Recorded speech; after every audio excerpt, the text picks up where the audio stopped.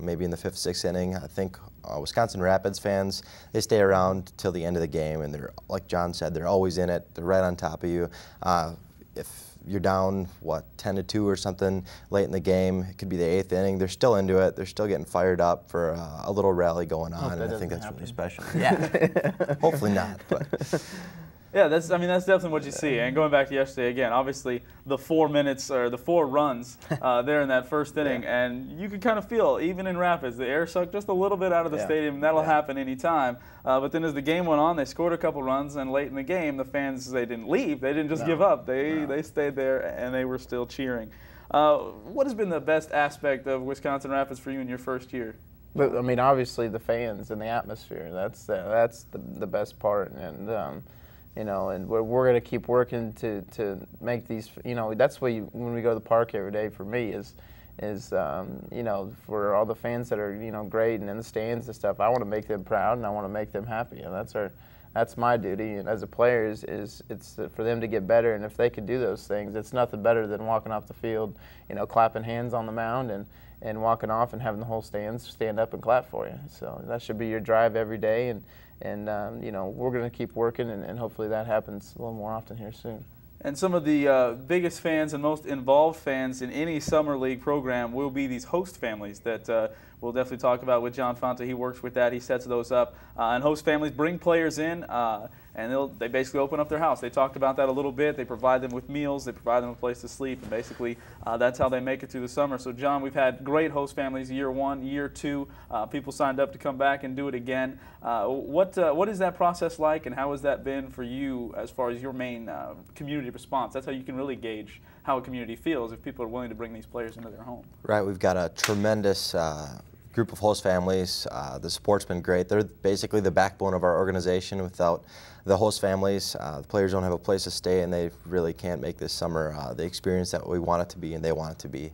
And so I just want to thank all of the host families out there that have helped us out this year with picking up the players from the airport, opening their house to the players, providing food for them, and coming to support them at the games as well every night. So I couldn't have asked for a better group of host families to work with, and they're really accommodating to us, and a lot of times players can come in on short notice, and they've all been really good to work with, good to communicate with, and helping make time or make room for a player coming in on short notice even. So just can't thank them enough, and anybody out there who's interested in hosting, we're more than happy to sit down and talk with you, Liz and myself, and get you into the program. It's free season tickets for all immediate family members, and also you get to, you know, help a student athlete out in that case as well. They make pretty lifelong relationships. I know you still stay in touch with some of your host families. Yeah, I've had several, and you know, I've had even minor league baseball. We had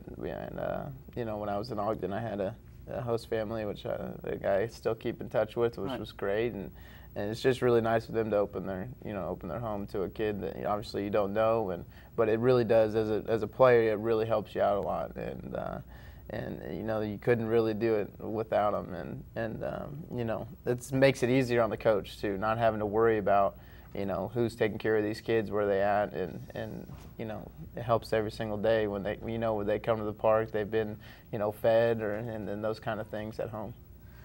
And, of course, you're a host family, like John said. Get in touch with the Rafters. If you want to be a host family, get in touch, and there's always room to bring more people into that program if you want to get a chance next summer and down the road. Down the road for the Rafters coming up at home, if you want to be a part of some of these great home crowds that we've been talking about as well, all kinds of activities and promotions that the Rafters already have. The next home game is on the 20th of June. That is a Monday, and it's Bullseye Play Catch with Dad night after the ball game. And so after that game, which is going to be directly after Father's Day, so a little belated Father's Day fun for all the fans. First 500 kids, courtesy of Bullseye, will get baseballs to play catch on the field. Coming up after that, a week between home games, but it is summertime St. Patty's Day on Monday, June the 27th. Green beer, green uniforms, everything's green as the Waterloo Bucks come to town.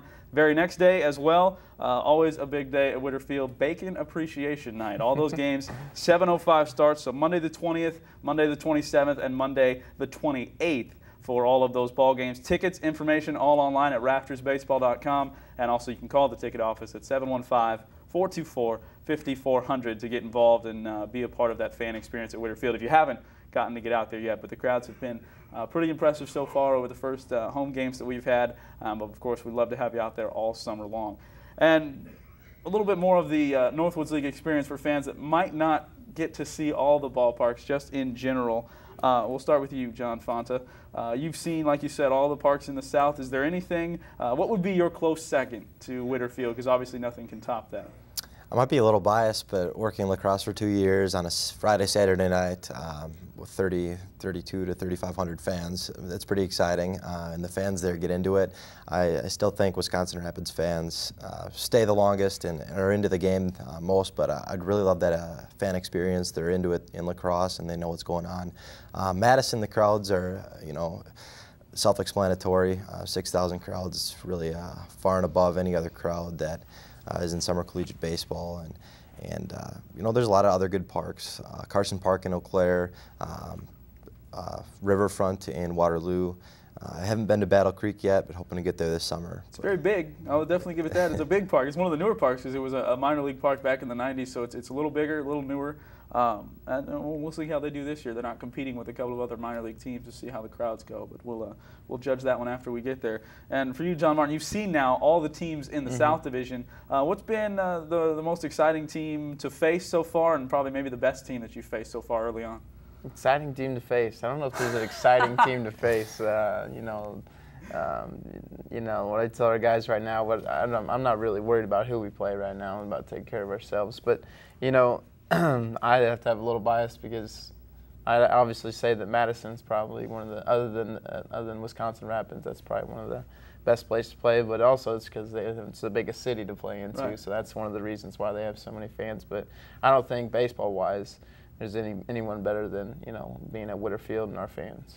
And of course, playing with the Madison Mallards, you're now a Wisconsin Rapids Rafter, and what you say about the Mallards these days is you hope you beat them every single time. Totally different, yeah. I mean, that goes for any team we play, but there's always a little more incentive too. Obviously ownership's the same, and played in Madison, so I mean, there's always a little more edge and a little more incentive to beat the Mallards. And Rafters will go back to Madison this weekend for their final two road games of the road stretch on Saturday and Sunday. And the bus is actually going to Madison as well. That's something You're going, John? John will be there. Yeah. I'll be there. Both Johns will be there at Madison at the newly renovated Warner Park. So talk about the bus trip real quick. I know it's pretty full at this point, but it should be a fun day. It's pretty full at this point. I think the bus is going to leave about 2:30. Snacks and beverages provided on the bus. If you got a ticket to that game, it should be pretty fun to see the renovated Warner Park. I've been down there a couple times now, and it's really a treat to see. It's like a minor league stadium, so definitely going to be an exciting time. Bus will bring everybody back after the game, so it should be a fun Saturday afternoon.